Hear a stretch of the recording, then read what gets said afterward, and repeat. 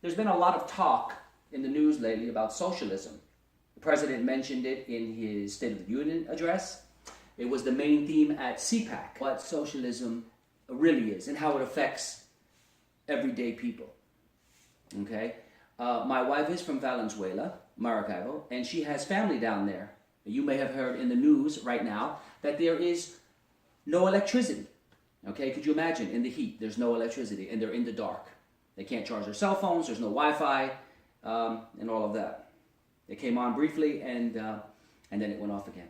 But I want to show you some products, what we have to do. Her sisters have to order products online and send them to our house. You cannot send products to Venezuela, okay? They'll get stolen in the mail, or companies just, it's such a hostile environment, they won't do business in Venezuela, okay? So she has the products sent here. Or we go shopping, and then she reimburses Gilda for the money. And so these are an example of some of the products that are not available.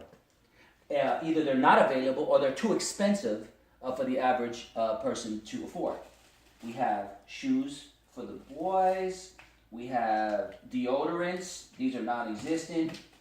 Soap. No soap. Shampoos. Olive oil. Can't find that anywhere. You got tampons there, women's products. Makeup. Okay, ladies, I mean, this is not really a big deal to me. I'm a guy, but, you know, there's no makeup. Toothpaste. These are all staple products that we take for granted every single day. Underwear for the boys, clothes.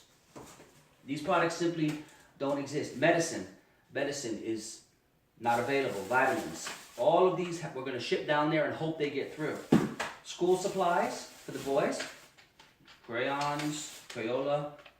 Interesting story that you may not be aware of. The teachers make so little money that the parents have to give products. They bring them to school with the children to incentivize the teachers to keep coming to work because they don't have enough money to live. So that you would bring your child, say, with his markers and his crayons and 3 pounds of rice for the teacher to eat so she can keep coming to work. If you can believe that, that actually happens. And some of this product might actually end up with a teacher. Food, cereal, there's no food, of course not. These protein shakes are big. They like the protein shakes because they store well and it's high nutrients because they're all malnutrition. Tuna fish, canned goods, anything dry, macaroni and cheese, this stuff lasts. Let's see, we have to fill these 2 boxes. Here in the United States, we use tired, old-fashioned packing materials such as bubble wrap and the construction paper. Well, if you're tired of using that, don't worry. Socialism has your back. What we use to send the package is toilet paper, because toilet paper is in such demand that we use it to fill space in the box, and then when they get out, they also use the toilet paper. So that's what we use for space filling, not those old-fashioned products. I just brought them down to demonstrate. Now, you're going to hear people in our government talk about socialism, most notably Bernie Sanders and Alexandria Ocasio-Cortez. And they will say democratic socialism. Okay? The reason for this is if socialism can stand on its own, which they know it cannot. They know it cannot stand on its own. That's why they add the modifier democratic in front of it. So it becomes more palatable to us. You don't ever hear anybody say democratic capitalism, right? Because capitalism works. It works because it's a voluntary system. Socialism does not work. It is involuntary. They must forcibly take from one group and give to another. And they're the middleman. They effectively create their own job and pull a commission, right? That's why leftists are against guns, okay? They're against guns because they know at some point they're going to have to forcibly take products from you or money from you. And they want as little resistance as possible when they need to do that. Or eventually people will realize that the system doesn't work and try to fight back. That's why you have students in Caracas fighting with sticks and rocks, and the soldiers have guns. Why is that? So anyway, I just want to show some of the products that we take for granted. And it's important to understand that her sisters are the lucky ones. They're fortunate that they have relatives in the United States. Most of the people don't have that. Okay? You go to the doctor, yeah, they have health care. You have to go to the doctor, and the doctor says, okay, well, you have to bring your own Band-Aids, you have to bring your own medicine, you want a penicillin shot, you have to bring your own penicillin, you have to bring your own needle. They'll give you the shot, but you have to bring your own supplies. If they even have electricity. Power got cut. If you're on dialysis machine runs on electricity, sorry. And what does the left do? What does Maduro do? He does what the left always does, right? What they blame somebody else. What did he say? The cyber attack, the right party. They're not in control of anything. How could it be the right party? They never take responsibility, right? We understand this.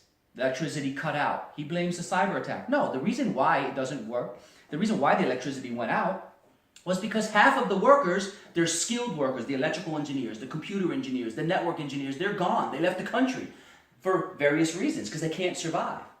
And so what the government does is they promise jobs, right? That's what they're going to do. They're going to give us high-paying, high-quality jobs. Sound familiar? AOC? Sound familiar? Bernie?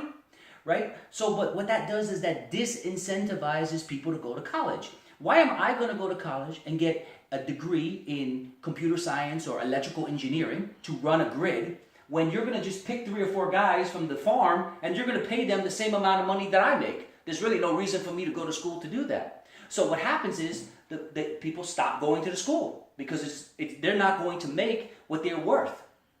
And people that don't have an education or didn't take the time, they get paid the same amount of money, but they don't have the same skill set. So now they're in positions in the company and they can't fix the problem. And that's exactly what it is. But I'm going to do a video more in detail on socialism, and you can find those all over. I think that this, to me, puts a real human aspect on it so we can really see what socialism does, right? When you have to go and mail deodorant and toys for the kids, these basic products that we all have, because they're not available, that really tells you that the system doesn't work. If it's cheaper to buy the products in another country and mail them to you, and some of these things, one requested item here as a note was the Nutella. Now this Nutella, her sister lives in Caracas, but they're together in Maracaibo right now because it's so dangerous without the electricity. They feel safer being together. But this Nutella probably would be maybe one of less than a handful in the entire city, if it's even available. So this right here is worth its weight in gold. It's pretty funny. I don't really like it, but that was a special request. Who knows? Maybe it can go to the teacher. But I'm going to do another video, more detail on AOC. I have one. Some of the dumbest things she said. We laugh at them. We call them dumb, but really it's kind of scary.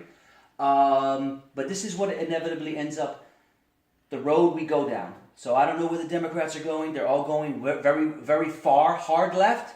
I don't know where this is going to end up, but I can, as far as their party is concerned, but I can tell you as far as us, the regular people, are concerned, this is where it ends up. Because where do we go? What country do we turn to? If there's no United States, do we have relatives in another country that's going to send us these things? Are you willing to live without shampoo and toothpaste? I'm not. For a political party? No. No, the Democrats say they're for the minority. Well, let's be very clear. The individual is the ultimate minority. Individual rights over collective rights. That is the key. That is always the key. We'll see you in the next video.